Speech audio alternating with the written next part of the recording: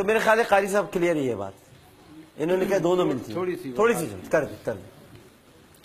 پہلی بات تو یہ ہے کہ یہ سوال کسی خاتون کی طرف سے تھا، مگر اپنے بیٹے کی طرف سے پوچھ رہی ہیں۔ اچھا، بیٹے کی طرف سے پوچھ رہی ہیں۔ اگر خواتین پڑھ رہی ہیں تو انہیں تو آواز نکالنے کی ضرورت اپنے بیٹے کی طرف سے پوچھ رہی ہیں۔ اور دوسری بات یہ ہے کہ نبی مکرم صلی اللہ علیہ وسلم کے بارے میں صحابیات کہتی ہیں کہ ہم اللہ کے رسول کے پیچھے نماز پڑھا کرتی تھی اور ہماری صف بالکل آخر میں ہوا کرتی تھی، مردوں سے بالکل پیچھے،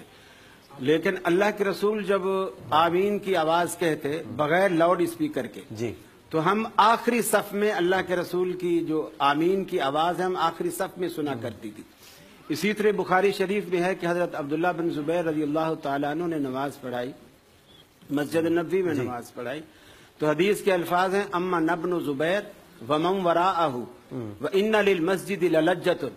کہ حضرت عبداللہ بن زبیر نے نماز پڑھائی اور آپ کے پیچھے جو صحابہ تھے انہوں نے جو آمین کہی تو وہ مسجد جو کہ کچی مسجد تھی اور کھجور کی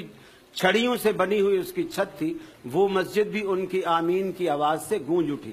اور دوسری بات کہ یہ بخاری شریف میں یہ بھی موجود ہے کہ اللہ کے رسول نے فرمایا اذا قال الامام غیر المغضوب علیہم، جب امام غیر المغضوب علیہم ولا الضالین کہتا ہے قولوا آمین، تم آمین کہو۔ پھر اس کی فائدہ اس کا یہ بتایا کہ فإنہ من وافق تأمینہ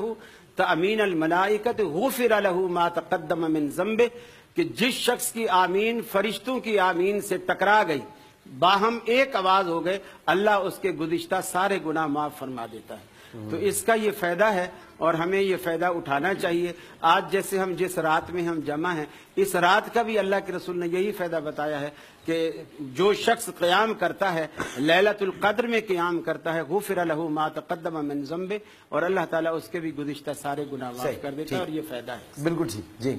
کال لیں۔